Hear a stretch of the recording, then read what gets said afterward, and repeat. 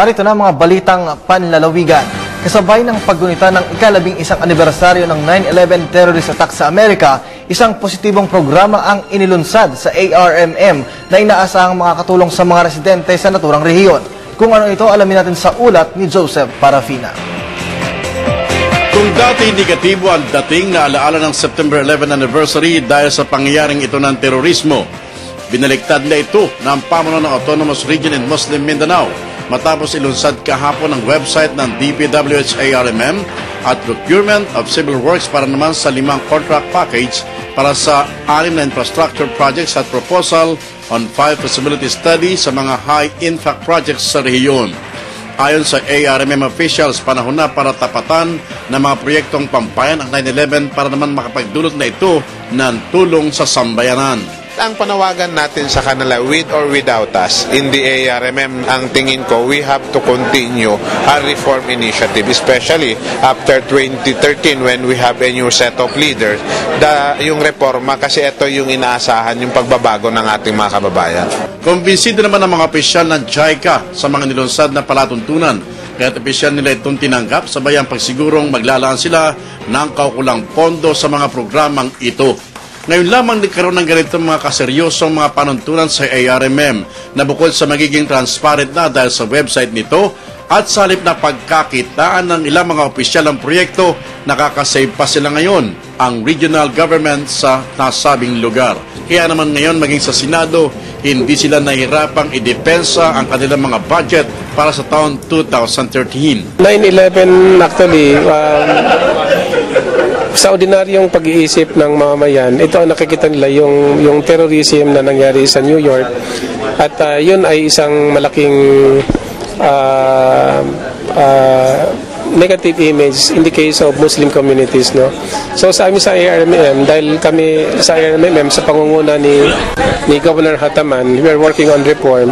Dapat malaman din nila na hindi naman lahat ng Muslim area o Muslim communities ay walang makikitang maganda o development man lang. Binigyan din pa na kung maayos lahat ng iba't ibang ahensya ng rehiyon na may patutupad nito ang magandang panuntunan, ito na rin marahil na magiging sagot para matagal ng minimithing kapayapaan sa rehiyon ay makamtana ng tuluyan. Para sa Telebisyon ng Bayan, ako si Joseph Parafina. Nadagdagan ng mahigit 12 pamilya ang benepisyaryo ng Pantawid Pamilyang Pilipino program ng gobyerno sa Zamboanga del Norte.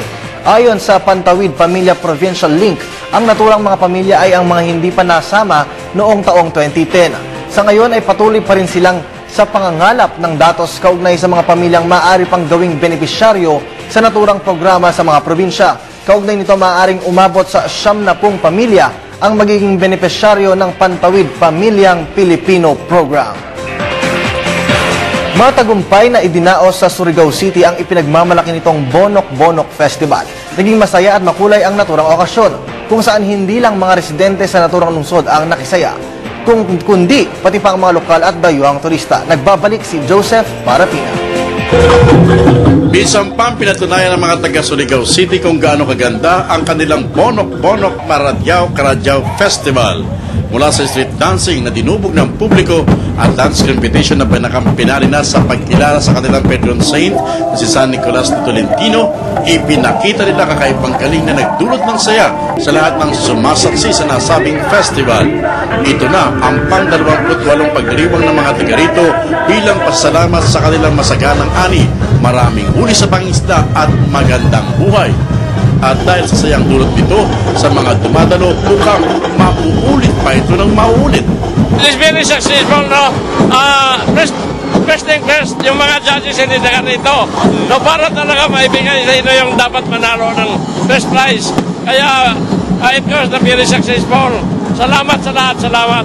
Noong una, masaganang ulan lamang ang kanilang hiling. Subalit dahil sa pinagkaloob naman sa kanilang sapat na ito para pasalamatan nila ang kanilang santo. Bahagi ng festival ang paghahanap ng kanilang Queen of Festival na pinatunayan naman ng mga ito sa galing nila sa pagsasayaw hawak ang kanilang santo. Ang ilan nga sa kanila, tulad ng nanalong ito, ginahalos madala ang kanyang suot dahil sa bigat. Pero baliwala pa rin makapag-perform lamang na mahusay at maayos at maging masaya ang mga nanonood. Yes, hindi po para sa akin yung panalo, kundi para po kay Sr. Santo Niño kasi po this festival is hindi po para pagandahan or paggandahan ng sayaw, kundi yung paano natin pasalamatan yung San Nicolas de Tolentino sa lahat ng biyaya na binigay niya po sa atin. Lahat ng mga lumahok dito, di mo kakakitaan ng pagod bukod sa kanilang mga bis na talaga namang pinaghandaan. Inspirado silang gawin ito habang pinapanood ng maraming mga turista. Suportado ng Department of Tourism ang festival na ito, kaya naman lalong nilayo ito ng mga turista hindi lamang sa Pilipinas kundi maging sa ibang bansa. The Marajao-Carajao Festival. Marajao because it is all-embracing. It involves the people, the culture, and practically what is good about Surigao. Wala na pagsidla ng saya mga mamamayan na nakasaksi sa festival dahil halos ayaw paawat na makalahok sa kanilang pagsasayaw. Sabi nga ng mga taga rito, darating ang panahong pas makikilala sila at dadayuhin pang lalo ng maraming mamamayan dahil kakaiba talaga ang kanilang Bonok-Bonok Festival. Bonok-Bonok Marajao-Carajao Festival. It's more fun in the Philippines. Viva! Mula sa Surigao City, ako si Joseph Parafina, Telebisyon ng Bayan. Isang timpalak-sining naman ang inilunsad ng ilang universidad sa Dumaguete City. Ito ay ang pumpkin carving contest na lalahukan ng mga estudyante sa arkitektura. Narito naman ang report ni Alex Pal ng PTV Dumaguete. Malayo pa man ang Nobyembre, nagsisimula na ang pag-ukit ng kalabasa sa Dumaguete. Ang pumpkin carving contest ay ginagawa taon-taon sa pangunguna ng School of Architecture ng Foundation University. Ito ay ginagampanan ng mga estudyante ng architecture hindi lamang sa Foundation University kundi sa Silliman University at sa Negros Oriental State University. Ang misyon ng mga kalahok ay ang paggawa ng isang sculpture na gawa sa kalabasa base sa isang tema. Binibigyan lamang ng 2 oras ang bawat kalahok para mabuo ang kanilang gawain. Ang paligsahan na ginanap sa Robinson's Place, Dumaguete, Kamakailan ay lumalaki taon-taon.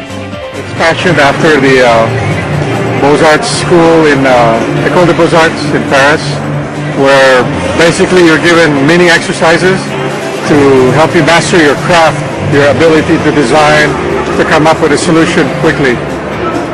So what we're doing is we've extended it to our students, and the medium that's being used is a pumpkin. Dahil mas marami ang sumali sa pumpkin carving contest ngayong taon, nahirapan ang mga judges. Ano nga ba ang hinahanap nila sa mananalong disenyo? The theme is what do you want to be?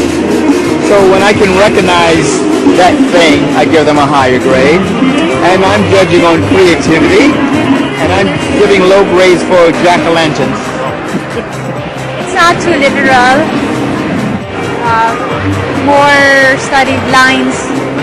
There are layers, so it's not just a, like a one-cut thing.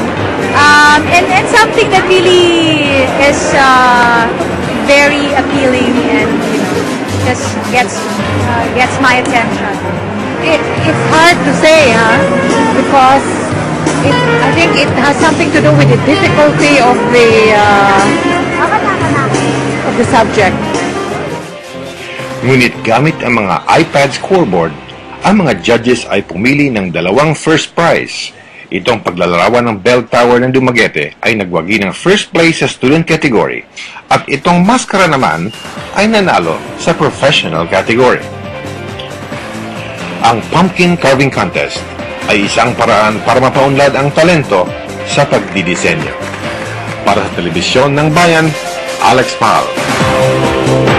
Halos 4,000 punla ng kape ang ipinagkaloob ng Department of Agriculture Region 9 sa lungsod ng Dipolog sa Zamboanga del Norte. Ayon sa Department of Agriculture, sa 4 na klase ng kape sa kanilang pinagpipilian, ang kapeng robusta ang kanilang napiling ibigay dahil angkop ito sa lupa sa Dipolog. Kaugnay nito, unang tataniman ng 1,000 punla ang 2 ektaryang lupa sa Barangay Diwan. Matatandaan nagpahayag na ng interes si Dipolog City Mayor Evelyn Uy na gawing coffee producer ang naturang lungsod. Samantala mga hinihinalang NPA na sampahan na ng kaso. Alamin natin ang ulat mula kay Vicky De Guzman ng PTV Baguio. Nagpahayag na ang Davao City Police Office o DCPO Chief Police Senior Superintendent Ronald De La Rosa na naghahanda na sila ng dokumento at papeles sa pagsampa ng kasong frustrated murder laban sa mga suspects sa pagsabog ng granada noong Setyembre 1 sa Paquibato District, Davao City. Ipinahayag ni De La Rosa na ang mga suspects ay miyembro ng New People's Army o NPA. Dagdag pa niya na ang mga ito ay tauhan ni Parago. We are still wrapping up.